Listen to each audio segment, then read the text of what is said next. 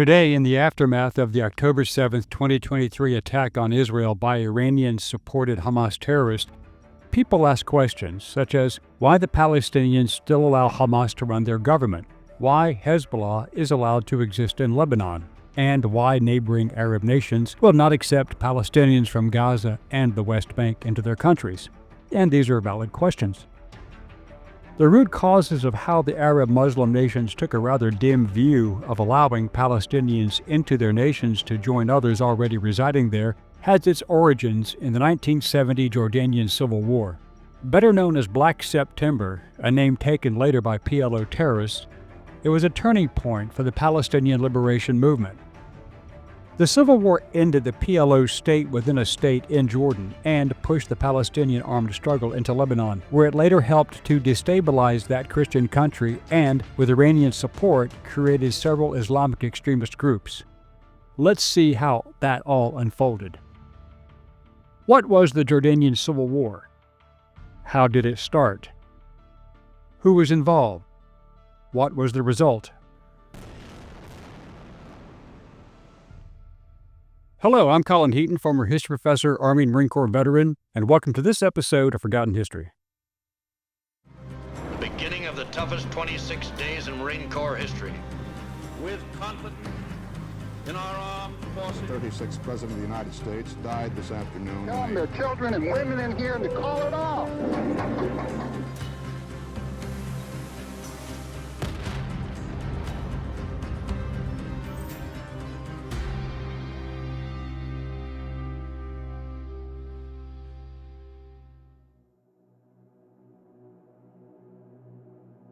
After the 1948 Arab-Israeli War, hundreds of thousands of Palestinians became refugees trying to enter neighboring countries following the Israeli victory.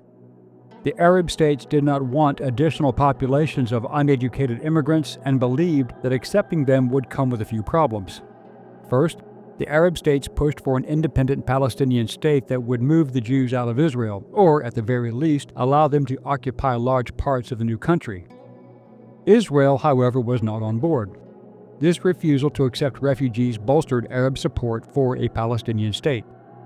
Social issues also erupted, which emerged during the 1965 Arab League Casablanca Protocol, stating that Palestinians in Arab states should receive certain rights such as employment, movement, and travel documents while retaining Palestinian nationality, although there was no Palestinian nation.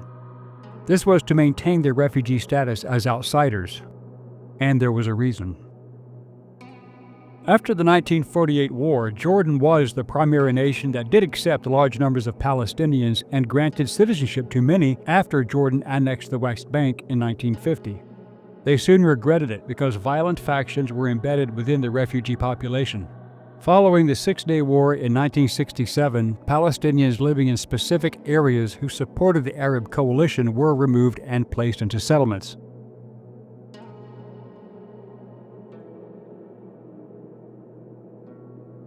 Egypt controlled Gaza from 1948 until Israel captured it in 1967, but did not absorb Gazans due to fears of radical groups. Egypt neither annexed Gaza nor made Gazan Egyptian citizens, believing that doing so could create major political and security problems.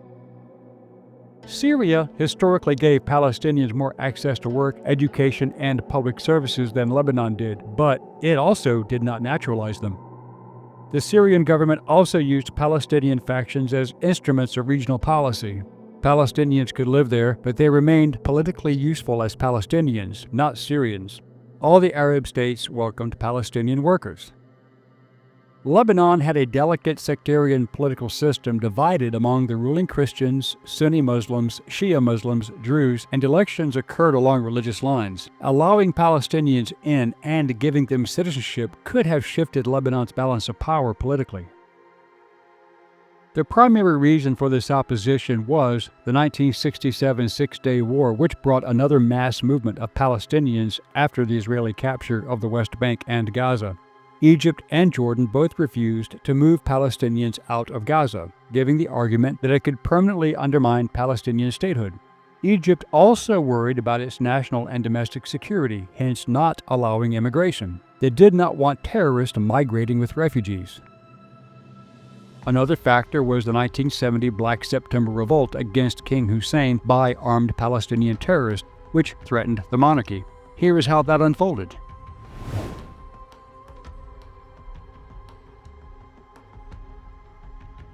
The PLO, Al-Fatah, and fedayeen groups had already established bases in Jordan even before 1970 and launched attacks against Israel from Jordanian territory, set up checkpoints, carried weapons openly, and increasingly challenged King Hussein's authority. These Palestinians were also creating criminal gangs, and crimes, especially against women, skyrocketed. By 1970, their presence became a direct threat to the Hashemite monarchy. Every terrorist strike against Israel from Jordan was met with a rapid, violent, and superior response. Jordanians were being harmed as a result. King Hussein decided he did not need that headache. The crisis erupted after several September 1970 hijackings of airliners by the Popular Front for the Liberation of Palestine. The aircraft were later destroyed after the passengers were removed. King Hussein, who walked a delicate balance between the Western powers and the Soviet Union, was seen as a supporter of terrorism, which he was not, and this pressure saw the Jordanian Army move against the Palestinian terrorists. The terrorist argument was that, because Arab states refused large-scale permanent naturalization, the Palestinians claimed the territories of what they called historic Palestine, such as the West Bank, East Jerusalem, and Gaza after the 1967 war.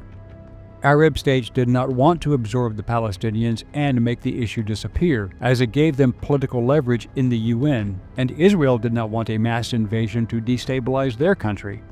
So, Palestinians were left stuck between both positions.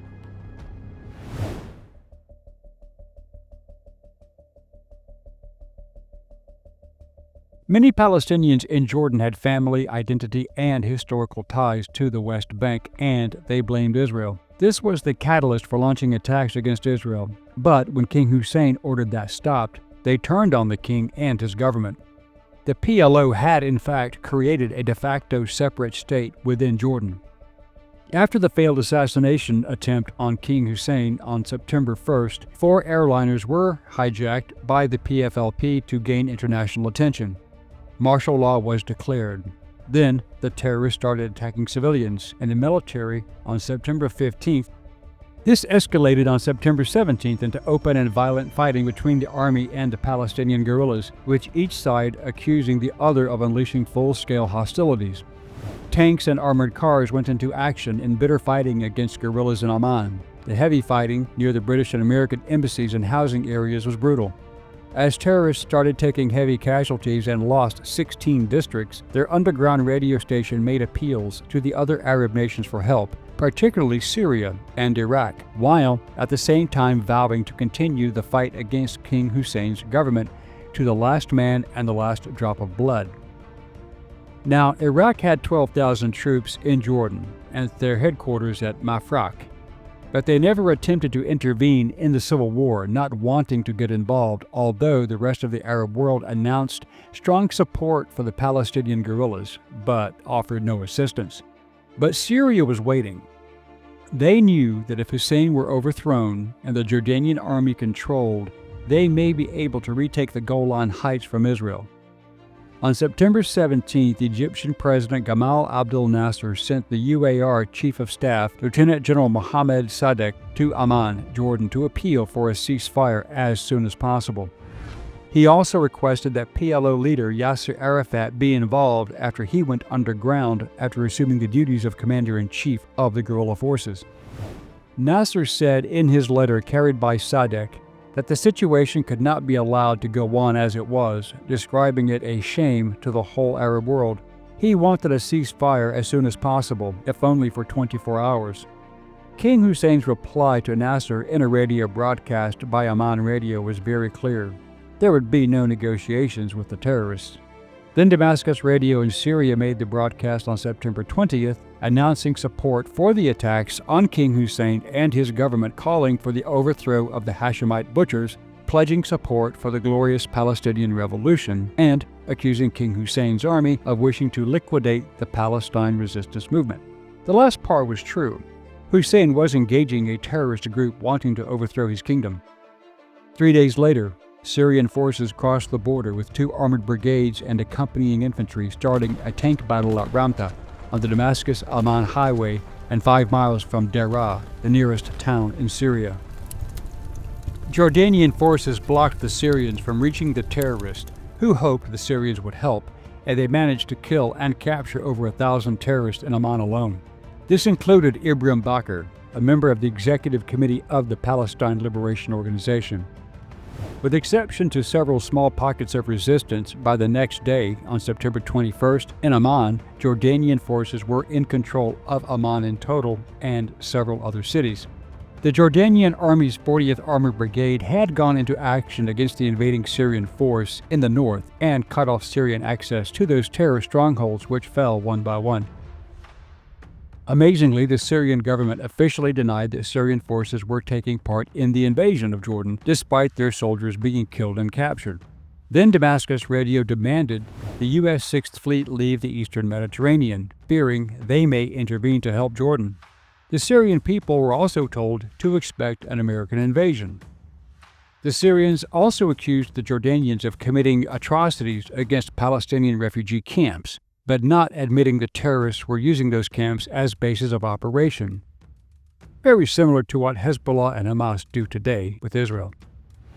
The U.S. State Department issued a statement that there was no doubt that the Syrian government is responsible and that the Syrian armed forces are involved in the invasion, and that a division of American paratroopers, the 82nd Airborne, and a force of U.S. Marines had been placed on full alert for the possible evacuation of U.S. citizens from Jordan.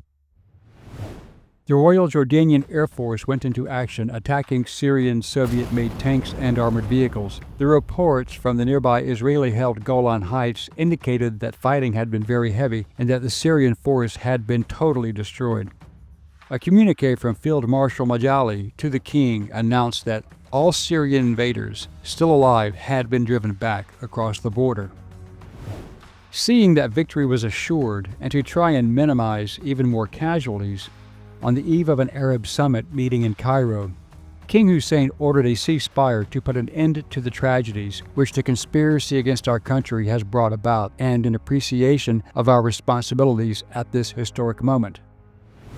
On September 23rd, the 4-man mission, led by Egyptian General Nemri, flew to Amman on September 23rd, met King Hussein and 4 guerrilla leaders, including Arafat's representative Abu Iyad of the Central Committee of the Palestine Liberation Organization, and al-Fatah announced that both parties had agreed to a ceasefire.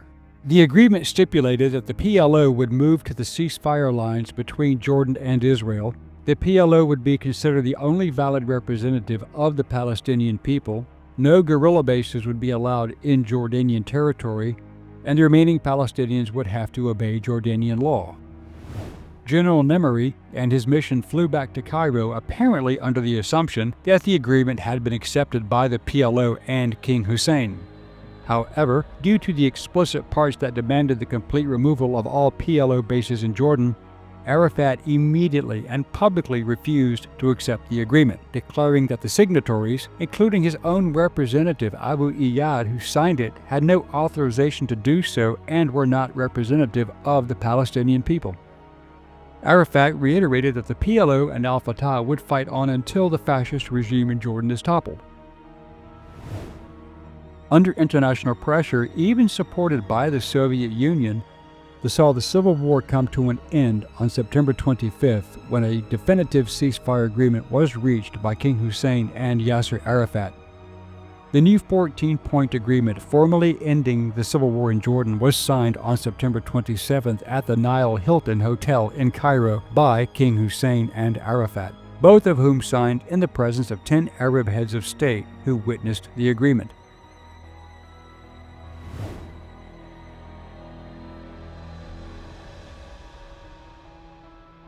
The Jordanian Civil War of 1970 was a disaster for the Palestinians politically, militarily, and strategically. Jordan became more valuable to the United States and other Western governments as a stable anti-radical Arab monarchy. Hussein's victory was a major intelligence and political victory for Jordan. In future, No armed movement could exist in Jordan, which tightened internal security and reasserted royal control over the army, bureaucracy, and political life. Reports submitted by Arafat stated that up to 25,000 Palestinians had been killed and injured by Jordanian forces. An independent report submitted in Paris on October 6th to the United Nations Educational, Scientific, and Cultural Organization stated that the casualties caused by the fighting in Jordan now appear to be far less than were at first reported, and that the total did not exceed 700 killed and 1,300 civilian wounded. Most of those were civilians harmed by the PLO and al-Fatah. As a result, once forced out of Jordan, the PLO moved to southern Lebanon and the Bekaa Valley and created the refugee camps around Beirut, becoming the new headquarters for Palestinian terrorism. In retaliation, Jordanian Prime Minister Wasfi al-Tal was assassinated on Arafat's order in November 1971. So the two wars waged against Israel in 1948 and 1967 created a great Palestinian diaspora that flooded into Jordan, which then became a battleground between Palestinians wanting to overthrow the government and King Hussein's forces.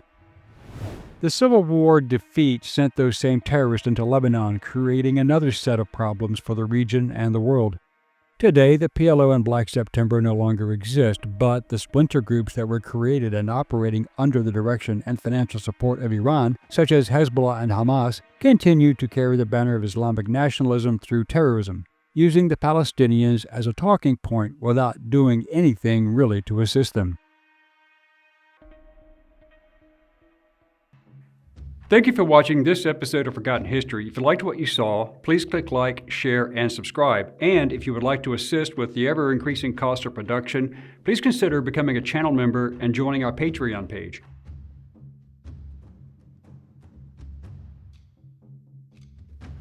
And thanks for watching.